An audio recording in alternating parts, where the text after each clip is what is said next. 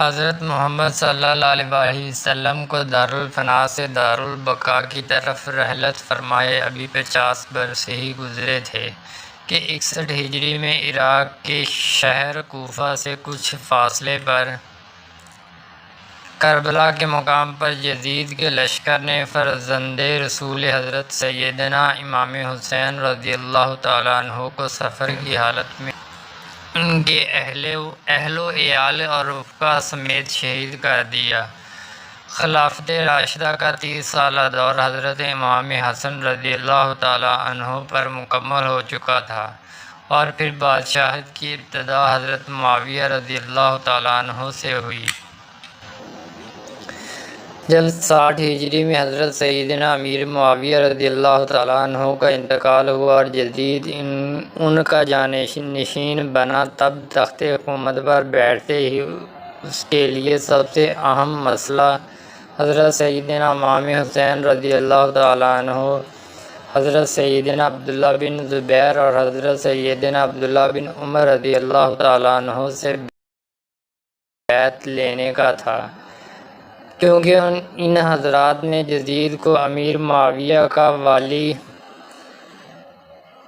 عہد تسلیم نہیں کیا تھا۔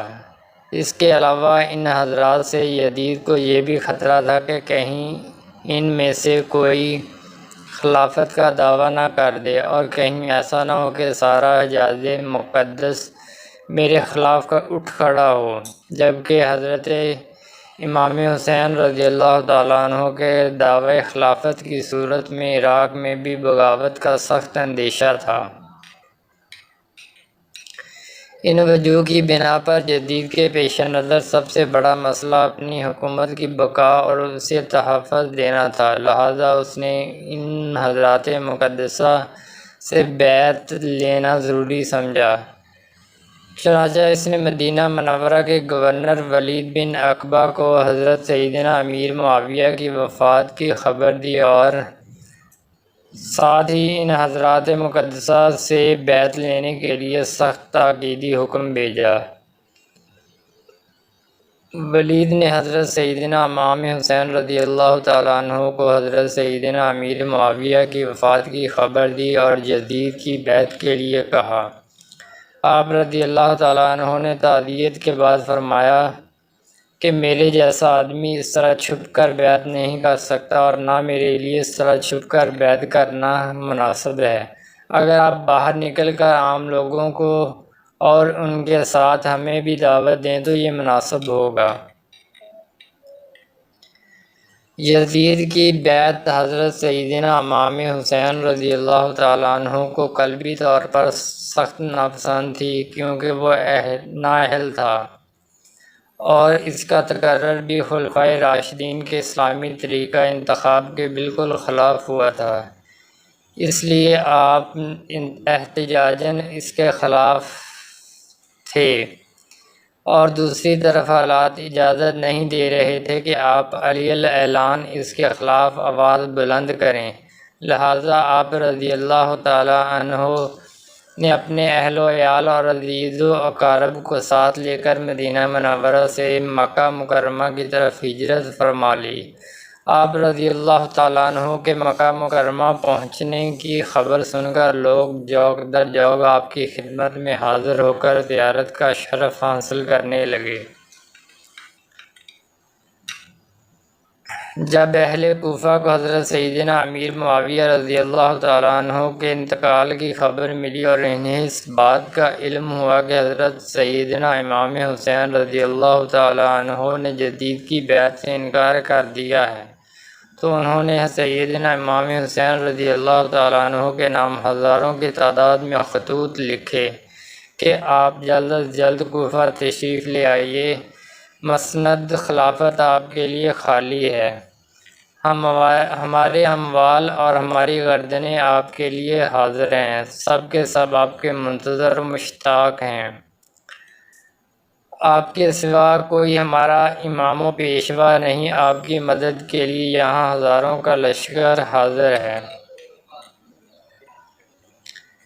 حضرت امام حسین رضی اللہ تعالیٰ عنہ نے جب اہل کوفہ کے خطوط میں ان کے جذبات و عقیدت و محبت، جان و مال قربان کرنے کی تمناؤں اور کوفہ آنے کی التجاؤں کو دیکھا تو فیصلہ کیا کہ حالات معلوم کرنے کے لیے اب پہلے اپنے چچا زاد بھائی حضرت مسلم بن عقیل رضی اللہ تعالیٰ عنہ کو بھیجا جائے۔ چنانچہ آپ نے اہل کوفہ کے نام ایک خط لکھ دیا اور فرمایا کہ آپ انہیں اہل کوفہ کے نام ایک خط لکھ دیا اور فرمایا کہ آپ کوفہ جا کر بذات خود براہ راست حالات کا صحیح اندازہ لگا کر ہمیں اطلاع دیجیے۔ اگر حالات سازگار ہوں تو میں بھی آ جاؤں گا، اور اگر حالات نامناسب ہوں تو آپ بھی واپس تشریف لے آئیے۔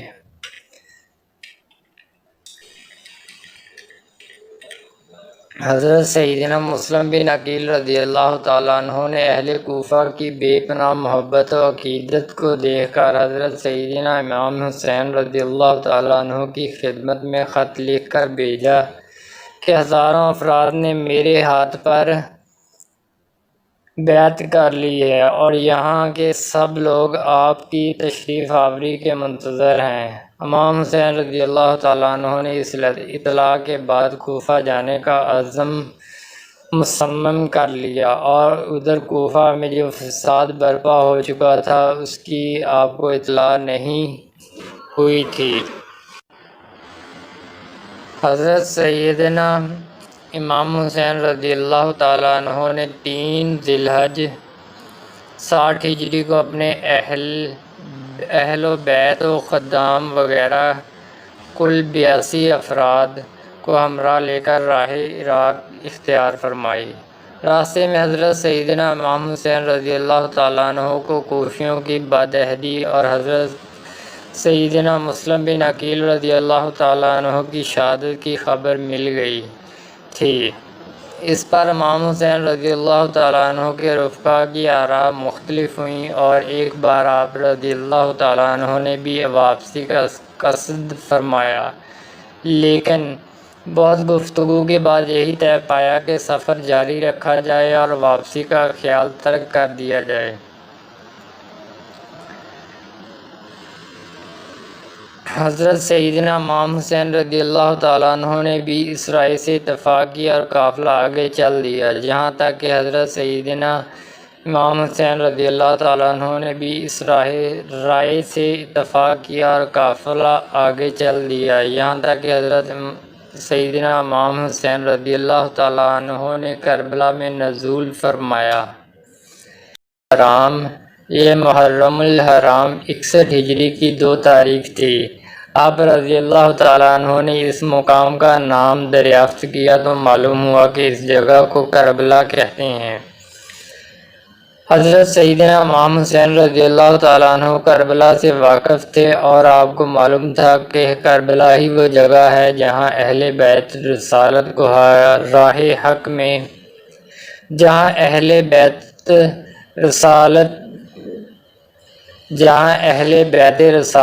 راہ حق میں اپنے خون کی ندیاں بہانی ہوں گی۔ انہی دنوں آپ رضی اللہ تعالیٰ عنہ کو حضور سید عالم صلی اللہ علیہ وآلہ وسلم کی زیارت ہوئی۔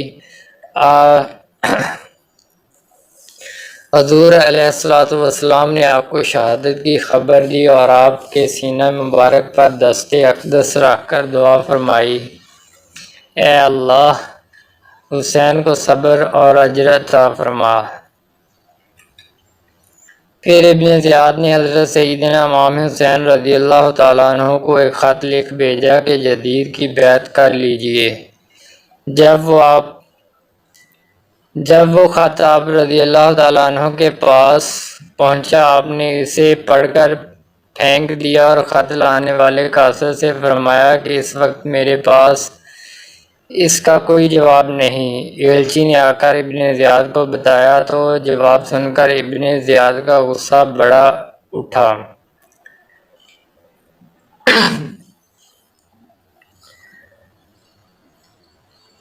ایلچی نے آ کر ابن زیاد کو بتایا تو جواب سن کر ابن زیاد کا غصہ بڑھ اٹھا۔ اس نے لوگوں کو جمع کیا، فوجیں تیار کی اور ان کا سپہ سالار عمر بن سعد کو بنایا جو ملک رے کا والی تھا۔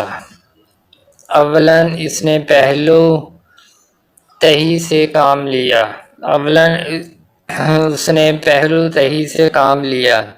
اس پر ابن زیاد نے کہا کہ یا تو لڑنے کے لیے تیار ہو جا یا پھر رے کی حکومت چھوڑ کر گھر بیٹھ جا۔ ابن سعد نے رے کی حکومت اختیار کی اور 22,000 سوار اور پیادہ لشکر لے کر نواسہ رسول حضرت سیدنا امام حسین رضی اللہ تعالیٰ عنہ سے لڑنے چل پڑا، یہاں تک کہ یہ لوگ دریائے فرات کے کنارے پر قابض ہو کر قافلہ سیدنا حضرت امام حسین رضی اللہ تعالیٰ عنہ اور پانی کے درمیان حائل ہو گئے۔ یہاں یہ کاروائی ہوئی کہ یہ سب خیمے ایک دوسرے کے قریب کر دیے گئے۔ خیموں کے پیچھے خندق کھود کر اسے نرکل وغیرہ خشک لکڑیوں سے بھر دیا گیا۔ اب امام حسین رضی اللہ تعالیٰ عنہ کے رفقا ان کاموں سے فارغ ہو کر سیدنا امام حسین رضی اللہ تعالیٰ عنہ کی خدمت میں حاضر ہوئے اور سیدنا امام حسین رضی اللہ تعالیٰ عنہ اپنے ساتھیوں سے فرما رہے ہیں کہ صبح دشمن سے ہمارا مقابلہ ہے۔ میں نے بخوشی تمام سب کو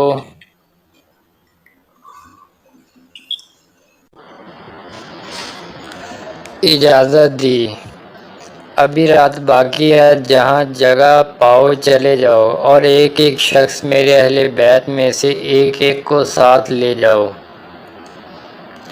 اللہ عز و جل تم کو جزائے خیر دے۔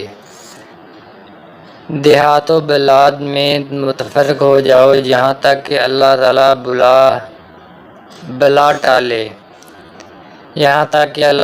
بلا ٹالے۔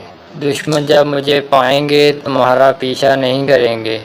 یہ سن کر امام کے بھائیوں، صاحبزادوں، بھتیجوں اور عبداللہ بن جعفر کے بیٹوں نے عرض کی کہ ایسا ہم کس لیے کریں؟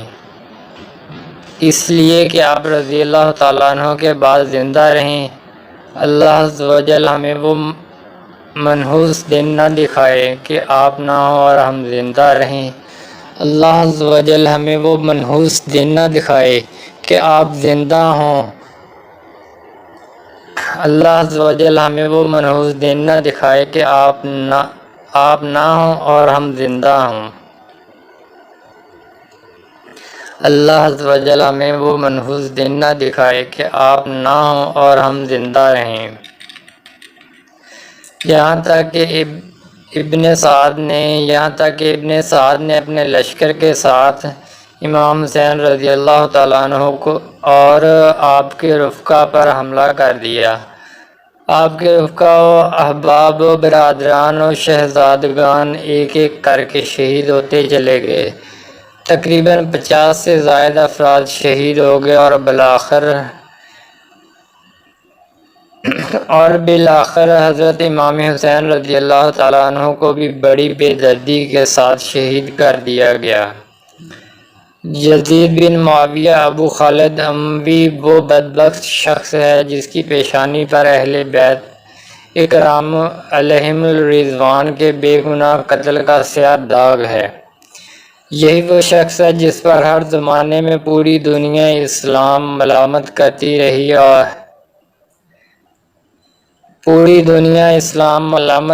رہی ہے اور قیامت تک اس کا نام حقارت سے لیا جائے گا۔ محرمات سے نکاح اور سود وغیرہ ممنوعات کو بھی اس بھی دیں۔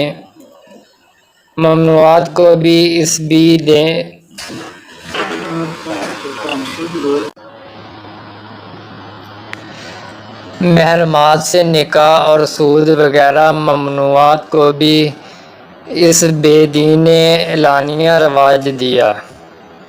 مدینہ طیبہ و مکہ مکرمہ کی بے حرمتی بھی کروائی۔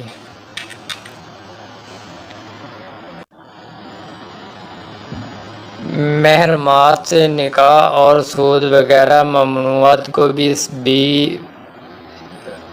ممنوعات کو بھی اس بے دین نے اعلانیہ رواج دیا۔ محرمات سے نکاح اور سود وغیرہ ممنوعات کو بھی اس بے دین نے اعلانیہ رواج دیا۔ مدینہ طیبہ مکہ مکرمہ کی بے حرمتی بھی